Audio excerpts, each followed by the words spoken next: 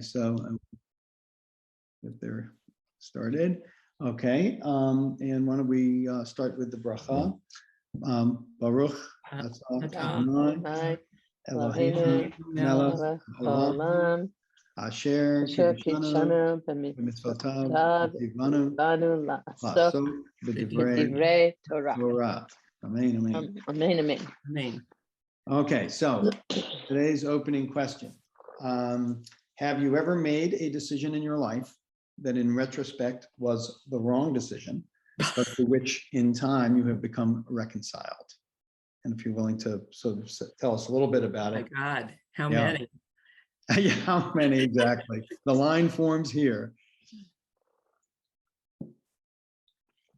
Wait, what's the first part? That it made a decision that initially was wrong? Well, in retrospect, you say, maybe not the right decision, but you've become reconciled. I see. Do it.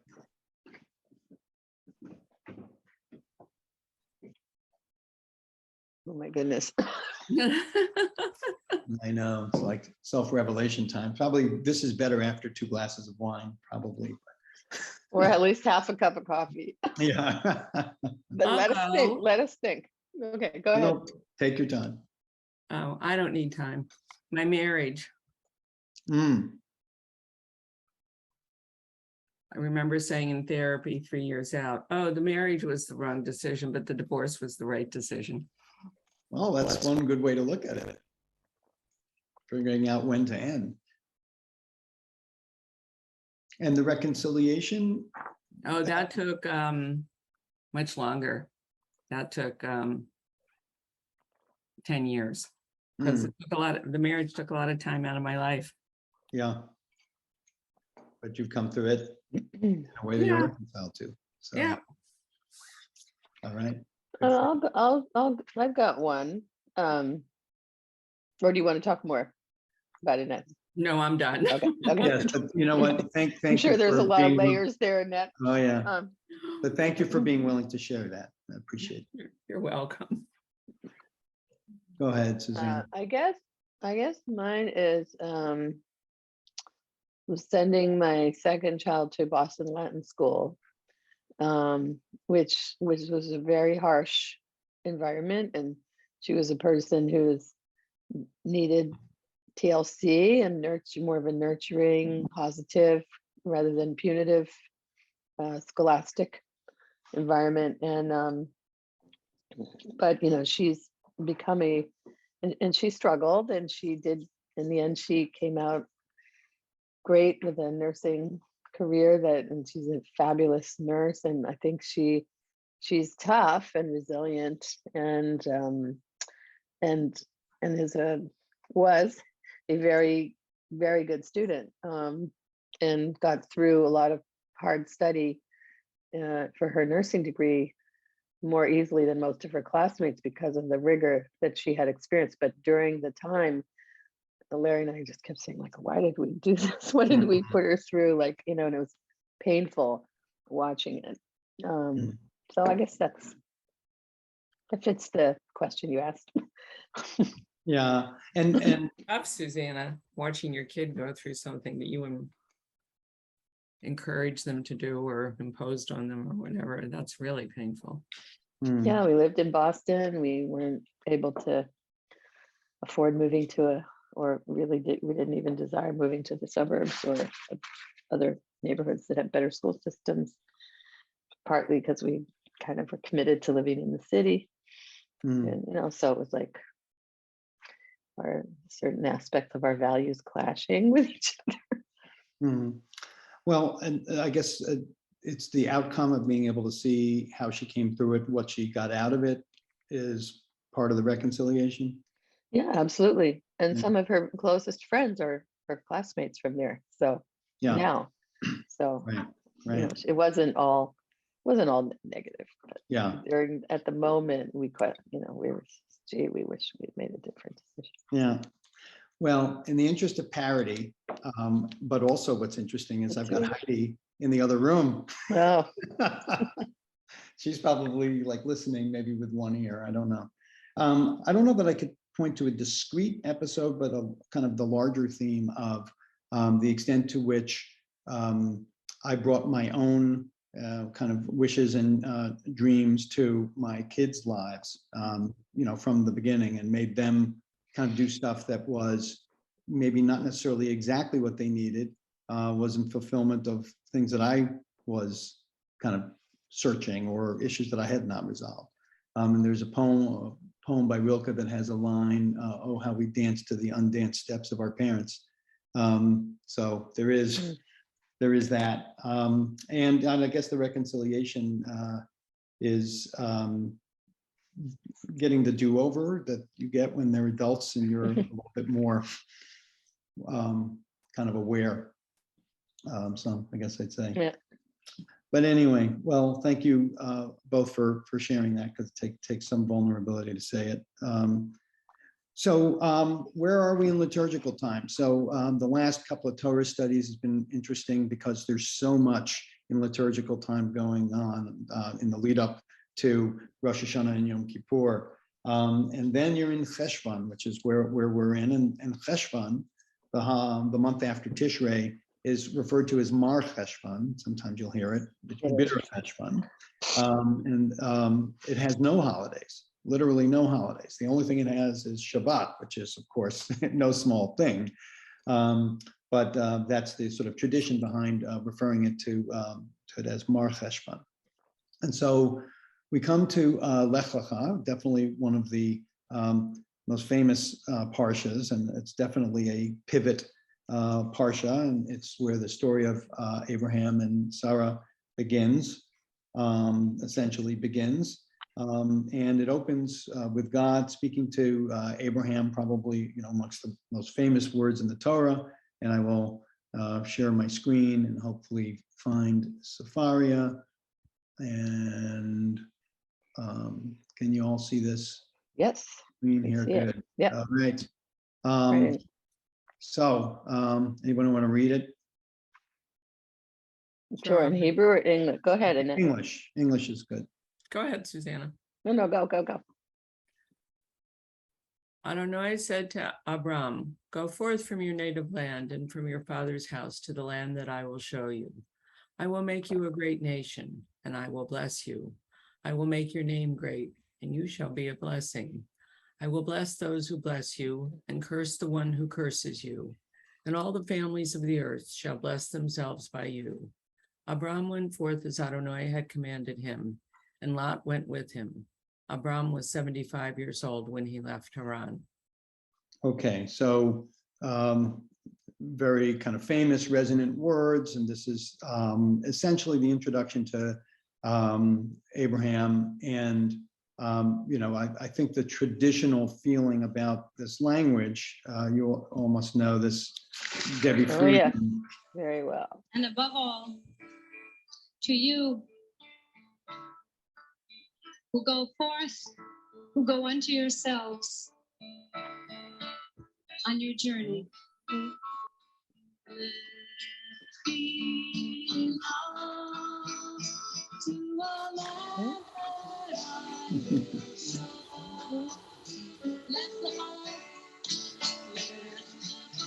To a place you do not know.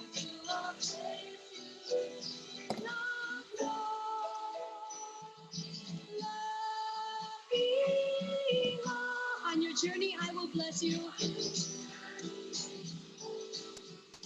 you shall be a blessing. You shall be a blessing.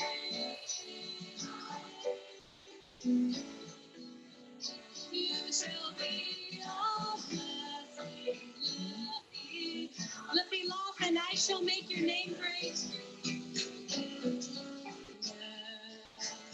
So I'm sorry to stop it there. It's like, it's so wonderful. And also, it's great that that video really captures the sense of her performance and the people in the place. And I never saw her live. Did anybody ever see her perform?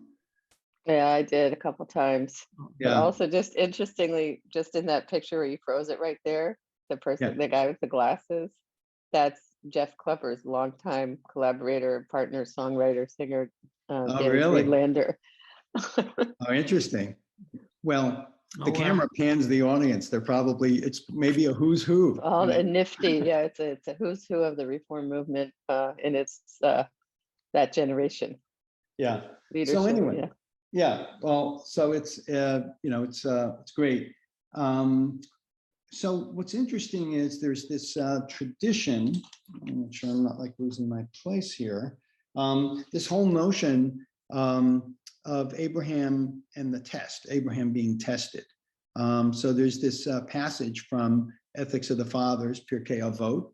And Susanna, do you want to read those two things?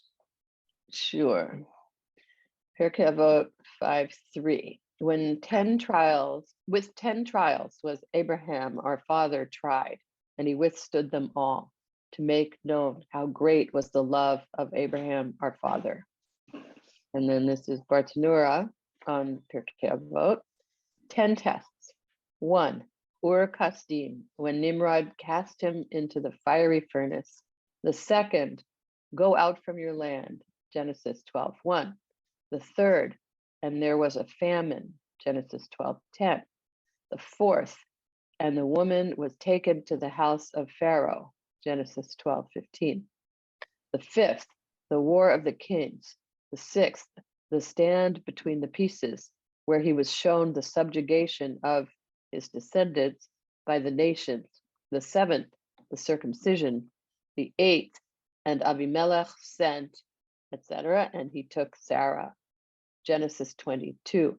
The ninth, expel this maidservant and her son, Genesis 21:10. And the 10th, the binding of Isaac. Okay, so Wow, he went through a lot of crap. he went through a lot of crap. So the question is, what's with all the testing? Well, what do you make of this theme, which is kind of the theme of Abraham, about the testing?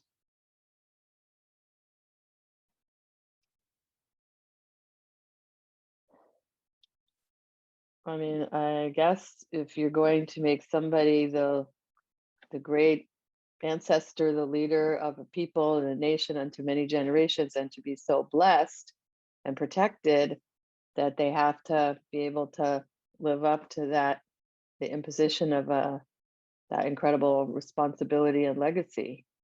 And so there are all these trials to see if Abraham is worthy of being that person. The interesting thing is that the tests are all after he got that Lech Lecha message. So it was preordained and known to him, presumably, that he was going to be that. But Known it's like, to Abraham? to Abraham, it's like the crown prince, you're going to be king, but you still have to go through all these tests. But you don't know how long the road is, right? You don't know Right. how many tests you're going to have to go through. Right. But yes, that you're probably going to survive them all because you're going to be that leader. Maybe, I don't know. I'm just thinking off the top of my head about that. I've never really thought about that before, but it just occurred.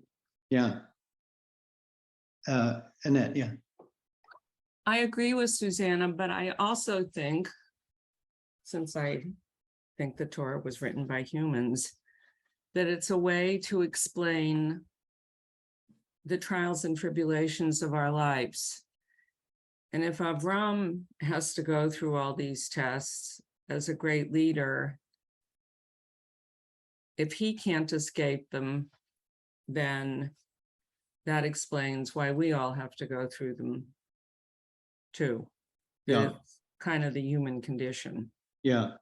Well, I love both of those takes, both the specifics to Abraham in our story and the more general, human condition, and Abraham is the sort of proto kind of traveler.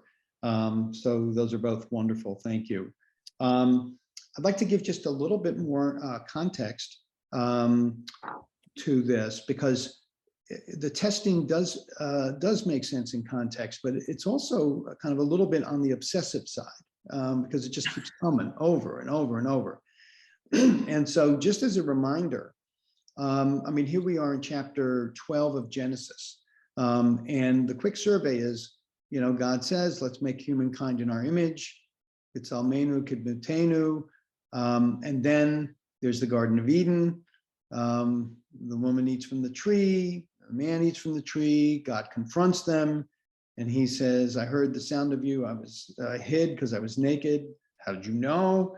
Human said, the woman you put at my side, she gave me of the tree I ate. And God turns to the woman, and what have you done? And the woman replied, the serpent duped me. So it's like confronting your kids at the cookie jar. Okay, so that doesn't go well. They get banished from the Garden of Eden. And then you have Cain, the first fratricide, over sort of jealousy and the favor of one sacrifice over the other. Where's your brother Abel? Am I my brother's keeper? So the insolence in addition to the murder. And then he is fated to become a ceaseless wanderer on the earth. God regrets creating humankind and decides to wipe them out. There's the flood to wipe them out. Everything is blotted out from the earth except for Noah.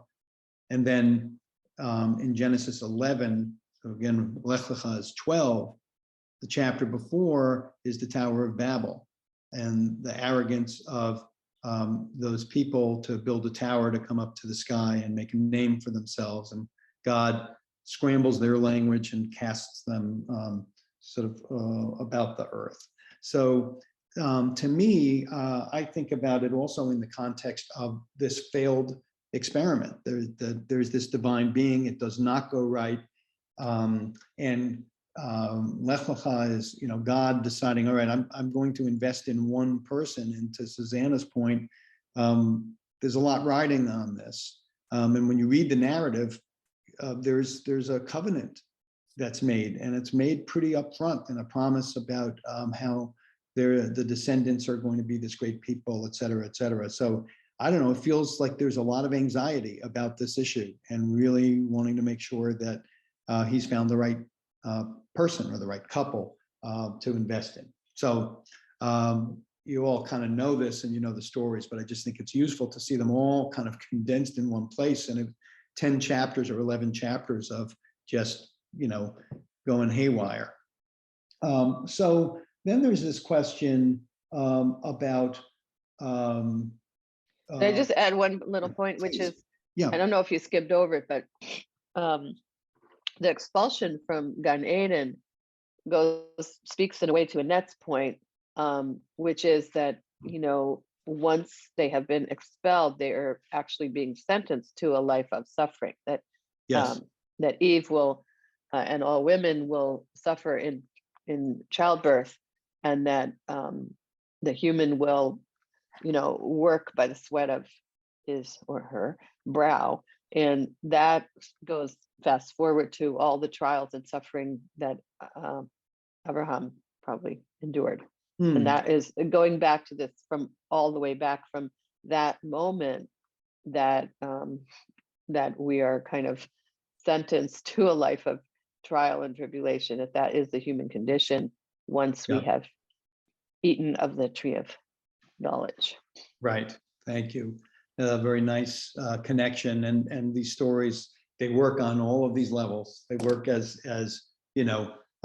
potential Disney films. They work as kind of narratives of the human condition. So thank you. So then, given the fact that there's this huge bet on Abraham, the question is, what do we know about Abraham as he leaves Ur Kasdim? And so what I wanted to do is just go to right before chapter 12, we do get an introduction to Abraham, which I'll just read quickly. So when Terach, his father, was 70 years old, he begot Abraham, Nahor, and Haran. And that's a little confusing because Haran is the name of one of the kids. It's also the name of a place. But so now this is the line of Terach. Terach begot Abram, Nahor, and Haran. Haran begot Lot. Haran died in the lifetime of his father Terach in his native land, Ur Kasdim. Abram and Nahor took wives for themselves, the name of Abram's wife being Sarai, the name of Nahor's wife Milcah, the daughter of Haran, the father of Milcah and Iscah. Now Sarai was barren, she had no child, so we have that introduction. Terach took his son Abram, his grandson Lot, the son of Haran, and his daughter-in-law Sarai, wife of his son Abram, and they set out together from Ur Kasdim for the land of Canaan. But when they had come as far as Haran, they settled there. the days of Terach came to 205 years. Terach died in Haran. We don't get a lot of information about Abraham here. We get a little bit, but we don't know anything about him as a person, a character. Maybe it's a little bit of a hint. I mean, do you deduce anything about who Abram is from this brief passage? But one thing I just noticed about this, I don't think I've ever really thought about this before either, but that's just my lack of study probably, which is that it looks here as though, Abram left his father's house, and the whole Lech Lecha is like, go away from your father. But here he clearly has somehow reconciled with him because he's bringing Terah, right? And his daughter-in-law. I mean, they're back together again, going to Canaan. So somehow he must have, we don't know this, maybe there's midrash about this, but gone back and brought his, got back together his father. So there's this notion of his rebellion and his independence, but his reconnection as a family to the generation that he had rejected in a way. Well, let me I don't know. speak to That, yeah, is there let me stuff speak about to it. this? I've never really discussed I this haven't before. seen anything on it. I guess the way I read it was that the Lech Lecha command is a little bit metaphorical. I think they made the journey together, and I think when you read the Lech Lecha narrative, it talks about him leaving Haran, not Ur Kasdim. So what's interesting about it is Abraham's journey actually was commenced by Terach. Go ahead, Annette. Well, no, keep saying what you're saying, because I was going to say something different. Okay, so just to say that I do think that the journey began with Terach. And I just think the command to leave your house, et cetera, he'd already kind of started to leave, but I think it was, I think of it as there is a part of the journey that Terach began, and maybe it's a little bit in the genetic code, this wandering. The dad had it a little bit. Go ahead, Annette, what were you going to say?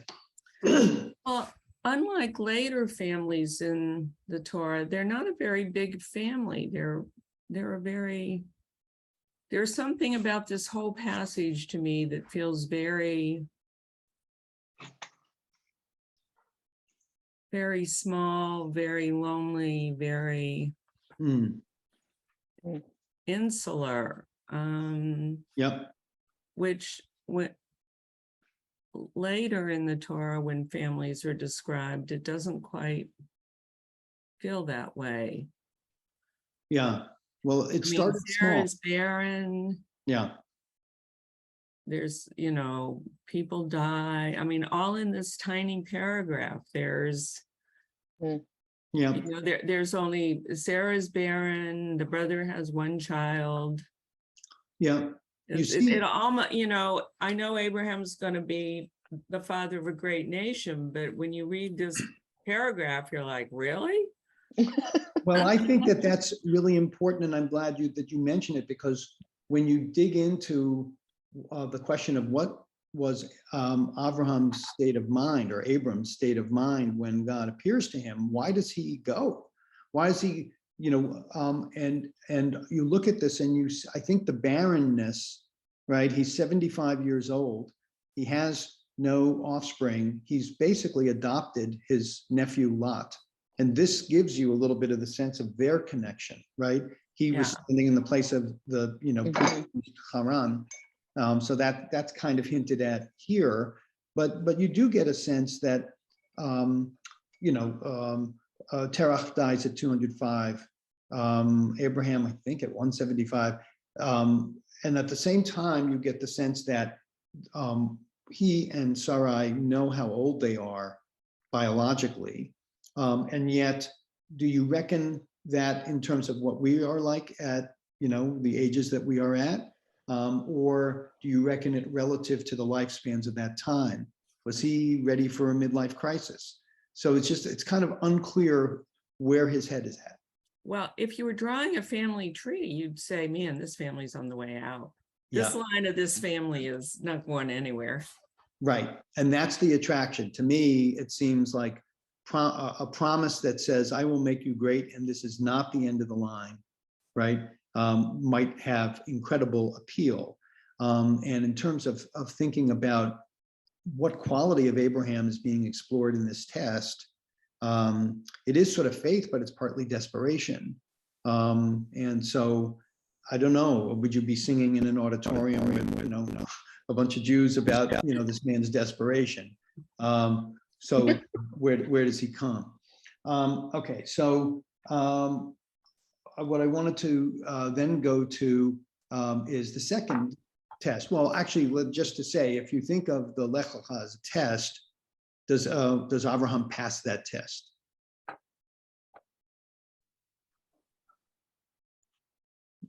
Yeah, Yeah. Yeah, I well, mean, he's going, no. he's on the journey, you know, Pretty it's that simple. journey. Yeah. pretty simple. Go, he goes. Okay, but then as soon as he arrives, there was a famine in the land, and Abram went down to Egypt to sojourn there, and the famine was severe in the land. So he comes, there's a famine, he goes to Egypt. So that's the second test that Bartanura listed. There was the original test of the furnace in Ur Kasdim, but some people don't even count that. That's a whole midrash. We're not going to talk about it. And by the way, this whole notion of like Terach was an idol salesman, and one day, Right, it's all midrash, yeah. and that's all like filling in this blank that everybody Yeah. has. So I see Nancy is joining us here. Hey, Nancy. Sorry to be late. No problem. I'm going to catch you up in 30 seconds.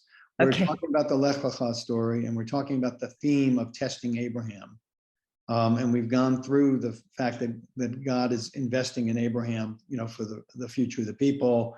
The first test was leave your land, and he has left the land. The second test is, as I noted in the notes for this, the minute he hits the land, there's a famine, and he goes down to Egypt. Okay, so we just said that he's clearly passed the first test, which is get up and go, and he goes. But what do we think about the second test? Does this indicate, you know, has he aced it, or, you know, what do you make of it? What's the test? Let's start with that. What's the test? Well, it's pure survival, right? I mean, how to get food and feed his family during a famine. Yes, yes, that's one test, the practical test of how am I going to make it through. But also God told him to go to this place, and then it was a disaster. So Right. he could have just gone back. Right. Right, there's this big promise. Faith. I'm going to give you this Yeah. land. And then let me see if I can find this. There's this interesting map I found of the journeys of Abraham. Because I was wondering, okay, no, that's not what I wanted. Wow. That's not what I called for. Oh. Hold on. Let me try one more time before you say, wow. Where is it? You. Too late. I already said it.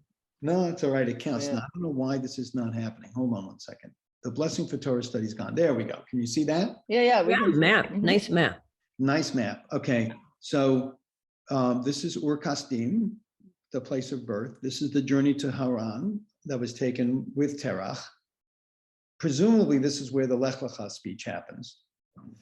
And then Abraham, you'll see in the verses that we haven't read, he goes to the kind of northern part there, or maybe central, Shechem. And then, you know, here's, you know, Sodom kind of around here. And at this point, famine hits in Canaan, and he goes down to Egypt. So, you know, there's been some schlepping going on here.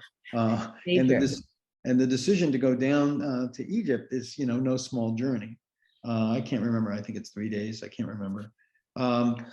So Before you finish talking about the map, Rich, you have to acknowledge that this is where your people are from. Yes, Up that's there near true. Nineveh. And I was a few years ago right around this Lake Van in northern Iraq. So it's really fascinating to see, Oh, because wonderful. it's hilly and mountainous, but also very barren, extremely dry, even though the river probably flooded more then than it does now. It's Yeah. interesting. It's Okay. not easy to cross, I'll tell you that much. And it is really interesting. Thank you for that context, Susanna. It's also interesting to think about where civilizations begin, right? The Fertile Crescent here between the rivers, and then you've got the River Nile. It's kind of obvious, and I remember hearing from a distant relative who's roughly my age, talking about swimming in the River Euphrates before he came to America. And I thought, oh, wow, that's really weird. Anyway, just to go back, hold on one second, where was I? Sorry, I interrupted you. Yeah, no, that's okay. Diverted. We have the famine in the land, and I appreciate the context, so not an interruption. So there is this question about if he was truly a person of faith, right? Wouldn't he have stayed? I mean, that's one way to frame this? Why did he leave? Nancy, I think you put your finger on the nature of the test, which is here's this promise, and now all of a sudden the circumstances are difficult. And Susanna, you point to this is now an issue of survival. The commentators are kind of right on this. So Rashi, where's Rashi? There was a famine in the land, only to test him whether he would take exception to God's commands and that he had bidden him to go to the land of Canaan, and now he's forced to leave it, right? And then to continue on, we have not only does he choose to leave the land, but how he sort of navigates the risks of going down to Egypt with his beautiful wife. Nancy, do you want to read Genesis 12:11 through 15? As he was about to enter Egypt, he said to his wife, Sarai, I know what a beautiful woman you are. If the Egyptians see you and think she is his wife, they will kill me and let you live. Please say that you are my sister, that it may go well with me because of you, and that I may remain alive thanks to you. When Abraham entered Egypt, the Egyptians saw how very beautiful the woman was. Pharaoh's courtiers saw her and praised her to Pharaoh, and the woman was taken into Pharaoh's place. Okay, so this is test number 3. How is he going to navigate this risk? So what do we think about Abraham's choice here? I'm seeing some body language that's like not approving. Anybody want to Very speak? problematic. Rich, I just have a quick question, if we can Yeah. go back for a second. What made him decide to go to Egypt? Oh, so I don't have to share the screen on that. I think it's basically Egypt always was the place because they used the Nile for irrigation where you could find food. I see, So, okay. So yeah. it wasn't God said, go to Egypt. Well, Like the food thank you for basket. pointing that out, Oh. because there was no command, right? Lech Lecha is go. This is now a test where like he hasn't been told what to do. So that's an excellent point. Thank you for mentioning it. I forgot it. Okay, so what do we make of it? Yes, Annette. So apropos of Nancy's question, so Abram is starting to show some initiative. He decides on his own to go to Egypt. So that's good. This is, I think, the first time God hasn't told him what to do, but then he decides to put his wife up. This is not so good. This is misogyny, sexism. I know he's got to find food, but this is really grotesque. Right. So let's chalk it up to, and I don't mean chalk it up. That's a bad choice of words. Let's say Abram is still in a very childlike adolescent stage of making decisions on his own. And this is a particularly poor decision. And Sarai obviously hasn't found her voice. I mean, this is disgusting. Yes. Yeah, it's really hard to put a good gloss on it, right? Well, I guess there's no context here. So maybe if they're starving to death and there's no other option, maybe living is better than dying if this is the only choice. And we have no other information. It's hard to believe. It's hard for a woman, at least, to believe this is the only choice. Yeah. And I hear you. And I think in a way, I don't know if it's the lawyer in me, if someone here were retained as Abraham's counsel pro bono to basically make the argument that this was okay, I think the seeds of the earlier, so you sort of hinted at it, right? If this is literally a matter of survival, and if the Egyptians are literally that craven that this is going to happen, and at least this is the way we get through and we survive, you know, is this the sort of crash in the Andes moment, you know, where you do what you need to get through? And I don't know, but there's clearly, you could imagine the circumstances that made this an incredibly difficult decision. But imagine Abraham and Sarah living with this incident, and you know, it would certainly resonate through the rest of their marriage. I cannot imagine, right? Anyway, so it's interesting that out of the box, when we start trying to figure out who Abraham is, we don't really know who he is, not clear. And some of the early indications are that, you know, this kind of man of faith is not perfect. And certainly it's not a blind faith. So the commentators are a little bit split on it. And I just wanted to point out a couple that kind of get into this. Ramban, Nachmanides, know that Abraham, our father, unintentionally committed a great sin by bringing his righteous wife to a stumbling block of sin on account of his fear for his life. He should have trusted that God would save him and his wife and all his belongings, for God surely has the power to help and save. His leaving the land, concerning which he had been commanded from the beginning on account of the famine, was also a sin he committed. For in famine, God would redeem him from death. It was because of this deed that the exile in the land of Egypt at the hand of Pharaoh was decreed for his children. Wow. In place of justice, there is wickedness and sin. On the other It's a hand, very harsh critique of Abraham by Yeah.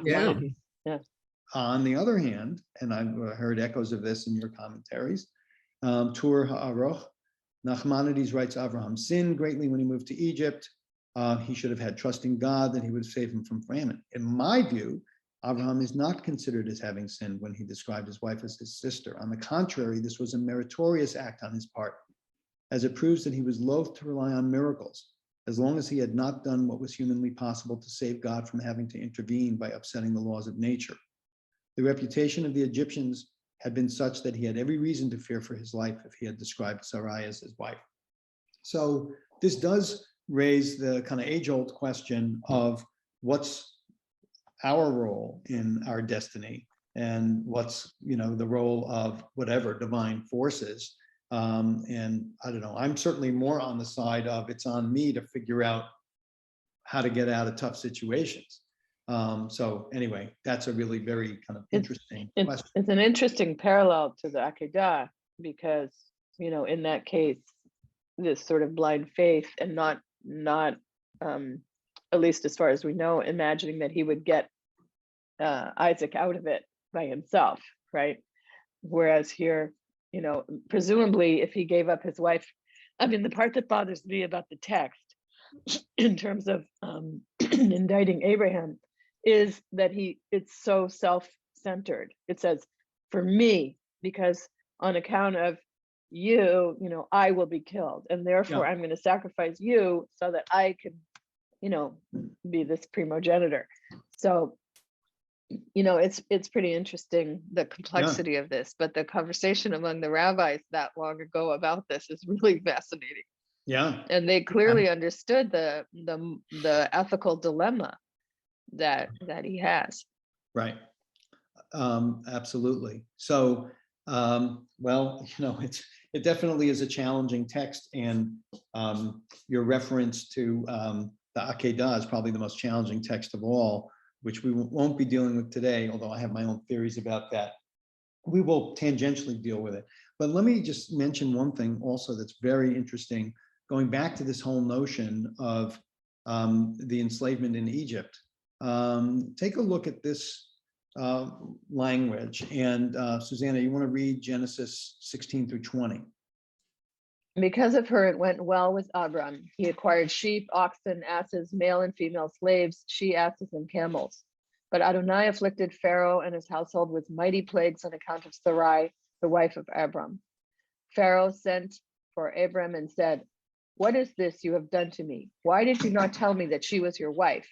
Why did you say she is my sister, so that I took her as my wife? Now here is your wife. Take her and be gone." And Pharaoh put agents in charge of him, and they sent him off with his wife and all that he possessed. So tell me, does this resonate for you with any other story in the Torah? Well, that Moses, In what way? uh,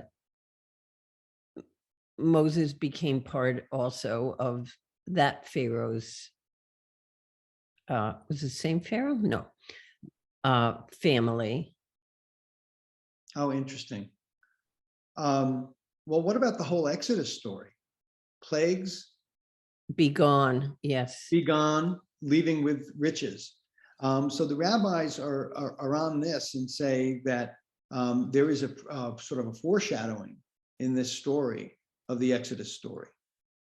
So just an interesting thing, including I highlighted some language by Yishlachu, so shlach et ami, send, and then also there's where is this word? Nigaim here. If you go to Exodus, the last plague, one more nega, one more. So there's echoes of the Exodus story in here. So Ramban says, because of this deed, the exile in the land of Egypt at the hand of Pharaoh was decreed for his children in place of justice, wickedness, and sin, as I mentioned. More echoes of what comes, 16:1. Sarai, Abram's wife, had born to him no children. She had an Egyptian maidservant whose name was That's interesting. Rashi. She was the daughter of Pharaoh. And so one commentator, I read a more modern commentator, said that Pharaoh, who was humiliated by virtue of this episode, got his revenge by giving his daughter to Abraham and Sarai, kind of knowing that his daughter was very proud as the daughter of a king and would not take well to being a servant in their house. So he sort of planted a sort of the seeds of strife. Breshit Rabbah, the Midrash on Breshit, has this thing about the ways in which it goes poorly between Sarai and Hagar, right? They become rivals. And so this one from Breshit Rabbah, the 90 years that Sarah did not bear, she was like a bride in her canopy. Ladies would come to ask her how she was, and she would say to them, "Go ask about the welfare of this wretched woman Hagar." Hagar would tell them, "My mistress Sarai is not inside, but she is outside. She appears to be righteous, but she's not righteous. Had she been a righteous woman, see how many years have passed without her conceiving, whereas I conceived in one night." So there is the resonance of this episode down in Egypt, both in terms of what you might imagine was kind of the aftermath within their marriage. They also had to contend with, Pharaoh's representative in their household. So I have another question. This is basically on the whole Lech Lecha theme and the testing. So the phrase Lech Lecha appears like not too often, probably 5 times I saw somewhere in the Tanakh, but it appears once more relative to Abraham. Do you know this? Let me share this. This was surprising. I didn't really know this until I was doing the preparation for this. Annette, you want to read Genesis 22:1-2? This is the beginning of the Akedah story. Sometime afterward, God put Abraham to the test, saying to him, "Abraham." He answered, "Here I am. Take your son, your favored one, Isaac, whom you love, and go to the land of Moriah and offer him there as a burnt offering on one of the heights that I will point out to you." Now, the English doesn't tell you this, but take a look at these words here in the second sentence. When he says, "Go to Moriah," Lech Lecha. Lech Lecha. All right, so let me ask you, what do you make of the fact that these iconic words, Lech Lecha, are used once again on the last test of the Akedah? Well, I've always understood this very interesting formulation to be sort of a philosophical or metaphorical for this notion of reflexivity, of looking inside yourself, and being who you are. I'm meant sorry, to before be. you, don't go too quickly over that. Okay, Is so that about Lech Lecha? yeah, You want to just explain that? the actual formulation of lech, which is the imperative command, singular masculine, right? Go, and lecha, which is go unto yourself or toward yourself, or go out. Lech, go out to yourself, and it's sort of almost a contradictory phrase. And so, you know, I think the Hasidim especially talk about this as a spiritual journey, that you have to really examine yourself before you can be who you're meant to be. And it's interesting, this contract of, like, I think, was it Nachmanides said this midrash where it says Hagar says, she's not the same inside as she is outside. Well, Abraham is meant to be a unified person, that what he exhibits outside is what he should be deep inside as well. And so it's the spiritual journey aspect. And when you bring it to the Akedah, this command is very deep in terms of what is God really asking of Abraham in sacrificing or preparing to sacrifice his only child. And it's, like, think hard. Who are you really? Who are you? And are you going to be the person who you are called on to be by me, presumably Adonai or something? But it's a very interesting formulation and very perplexing, but also calls us, all of us, presumably as Abraham's descendants, spiritually, let's say, to look inside ourselves before we go out on our journey. Yep, that's nice. I think I wanted to make sure that we unpack the grammar of the journey to yourself, so that put it in context. So thank you for that. Any other thoughts?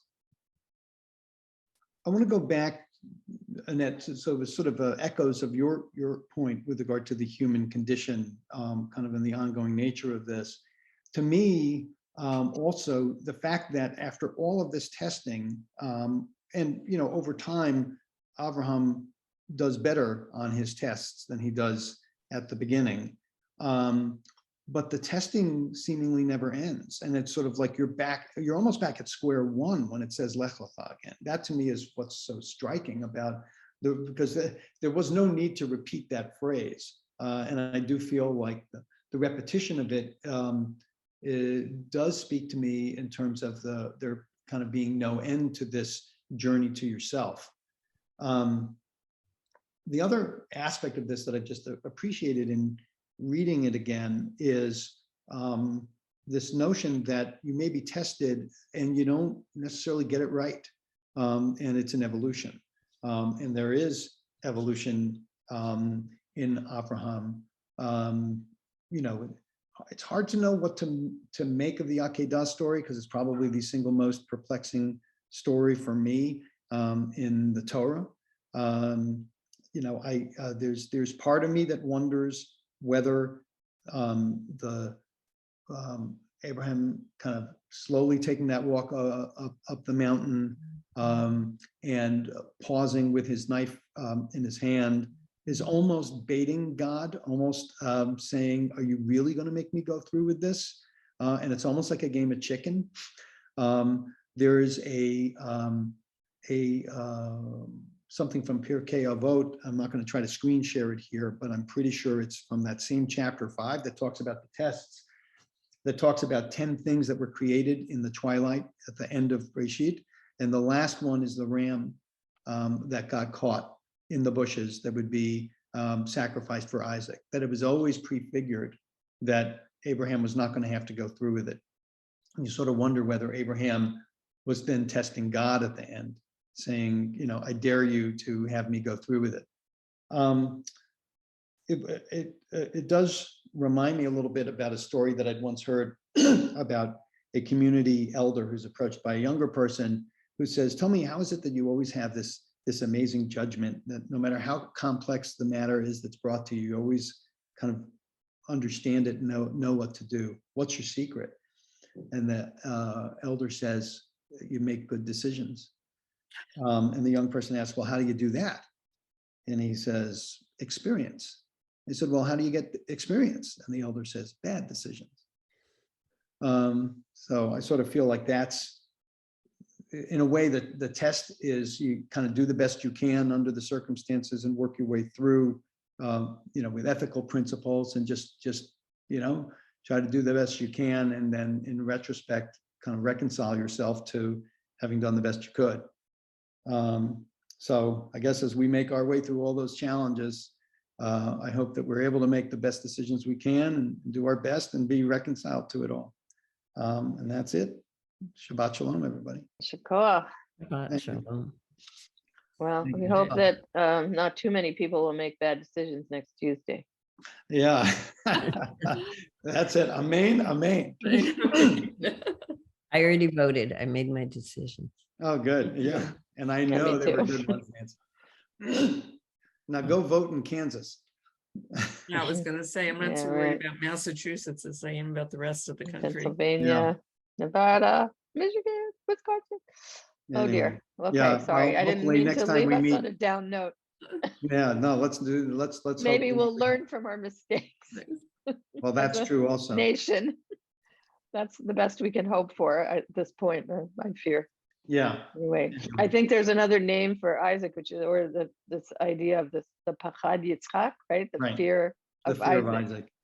And the fear is lying there with a knife to your head. Yeah, I yeah, think we're all having that kind of fear right now. yeah. Well, hopefully it's less justified than we fear.